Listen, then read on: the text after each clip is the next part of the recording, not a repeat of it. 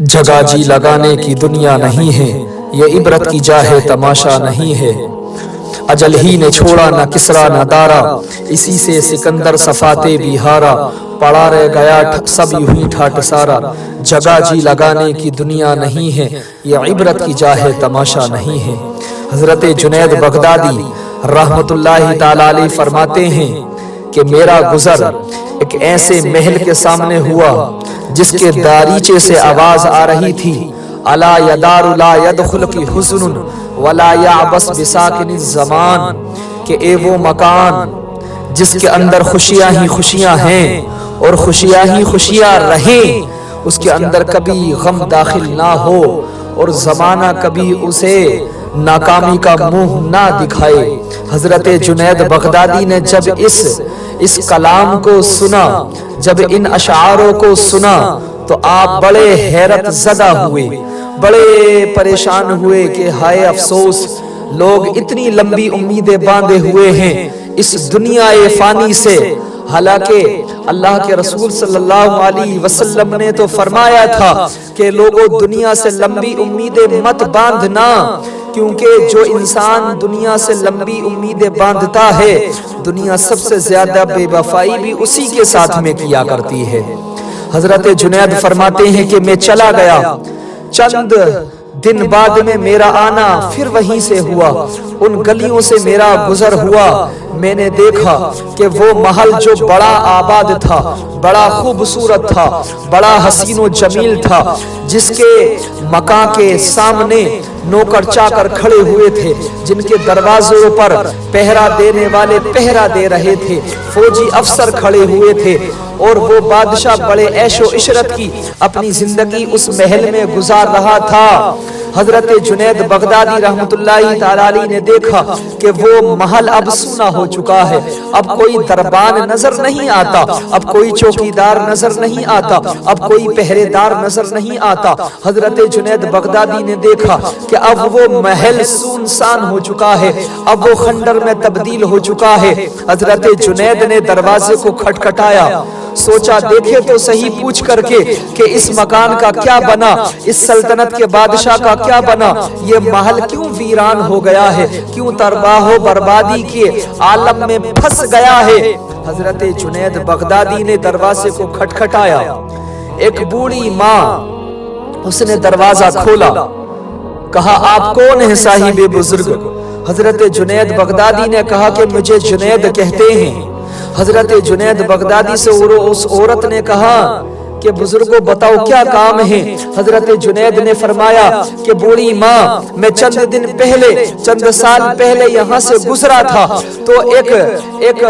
آواز دینے والی، ایک گلوکارہ آواز سے یہ گا رہی تھی، الا یدار لا یدخل کی حزن ولا یعبس بساکن الزمان، کہ اس مکان کے اندر کبھی غم داخل نہ ہو، کبھی زمانہ اس کو بے وفائی کا منہ نہ دکھائے، لیکن یہ مکان تو ویرانیوں میں تبدیل ہو چکا ہے، یہ کیوں کر کے ممکن ہوا؟ حضرت جنید بغدادی سے وہ عورت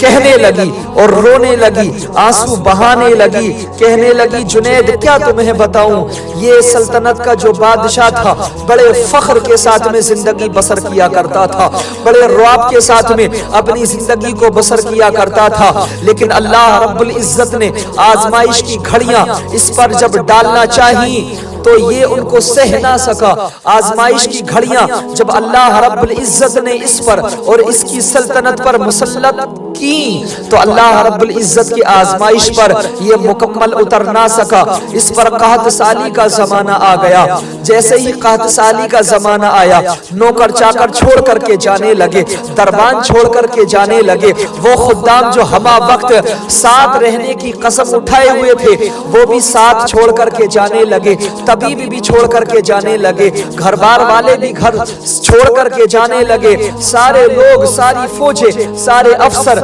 سارے وزیر وزراء اور سارے مشیر بادشاہ کو چھوڑ کر کے جانے لگے۔ اب اللہ اکبر، بادشاہ کی حالت خستہ ہو گئی، بادشاہ کی حالت ناتباہ ہو گئی۔ حالت میں ایسی آ گیا بادشاہ کہ کوئی بھی اس کا پرسان حال نہ رہا، اس کے مزاج پرسی کرنے والا کوئی موجود نہیں تھا، اور قحط سالی کا عالم یہ ہوا کہ یہ پورا شہر ہی تباہ و برباد ہو گیا۔ بادشاہ کا محل تباہ ہوا تو ہوا ہی صحیح، لیکن بادشاہ کے ساتھ ساتھ یہ شہر بھی تباہ و بربادی کے گہوارے میں پھنس گیا ہے۔ اللہ اکبر۔ اس عورت نے کہا جنید تم سے کیا بتائیں، جب خوشحالی کا زمانہ تھا تو لوگ ساتھ رہا کرتے تھے اور لوگ ہمدردی کے طور پر ہم سے مزاج پرسی کیا کرتے تھے، لیکن جیسے ہی برا وقت آیا نا تو سارے لوگوں نے ہاتھ ہم سے ہٹا لیا، سارے لوگ ہمارا ساتھ چھوڑ کر کے جانے لگے۔ کیا بتائیں جنید،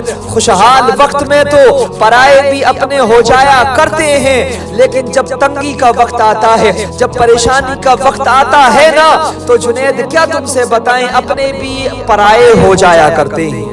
اپنے بھی ساتھ چھوڑ جایا کرتے ہیں۔ جنید تم سے کیا بتا سکتے ہیں؟ حضرت جنید نے کہا کہ وہ عورت جو یہ کلمہ پڑھ رہی تھی، جو یہ کلام پڑھ رہی تھی، الا یدار لا يدخل کی حزن ولا یابس بساکن الزمان، اس کا کیا بنا؟ تو حضرت جنید سے وہ عورت رو کر کے کہنے لگی کہ وہ کوئی اور بدبخت عورت نہیں، وہ خود میں ہی ہوں، میں ہی اس دروازے کے دریچے سے، میں اس محل کے دریچے سے کھڑے ہو کر کے پڑھا کرتی تھی۔ آج حالت یہ ہو گئی ہے کہ اس شعروں کا کوئی مطلب نہیں رہا، ان کلاموں کا کوئی مطلب نہیں رہا، بلکہ مطلب صرف اتنا ہے کہ جس حال میں اللہ رب العزت رکھنا چاہتا ہے بندے کو اسی حال میں رہنا چاہیے۔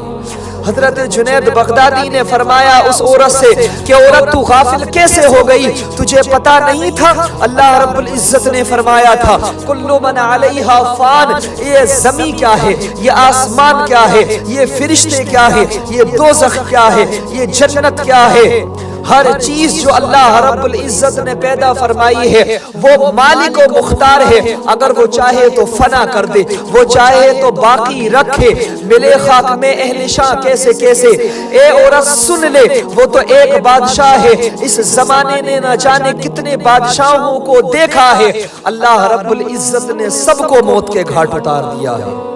ملے خاک میں اہل شاہ کیسے کیسے، مٹے نامیوں کے نشاں کیسے کیسے، ہوئے نامور بے نشاں کیسے کیسے، زمین کھا گئی نوجواں کیسے کیسے، اور جہاں میں ہے عبرت کے ہر سو نمونے، جہاں میں ہے عبرت کے ہر سو نمونے، مگر تجھ کو اندھا کیا رنگ و بو نے، کبھی غور سے بھی دیکھا ہے تو نے، جو معمور تھے وہ محل اب ہیں سونے، جگہ جی لگانے کی دنیا نہیں ہے، یہ عبرت کی جا ہے تماشا نہیں ہے۔